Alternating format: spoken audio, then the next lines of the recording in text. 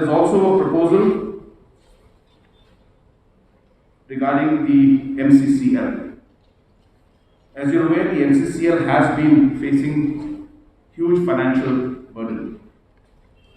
In the last 6 months to 8 months, at the Chief Minister's level, I have been engaging with a large number of stakeholders of the MCCL, including the employees, the management, the landowners, the owners of the mines, so on and so forth, including the local representatives also.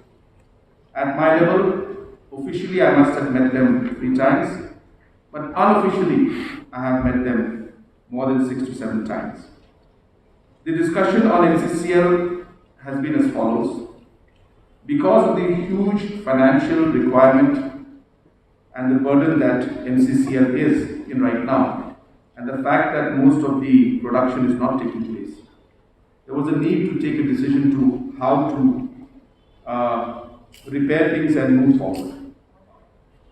We discussed about the option of the state government investing, which is coming to the tune of 190 crores. The second option which we had in hand was to see if we can find a joint venture partner to come in and invest in MCCL. And the third option was to close down MCCL.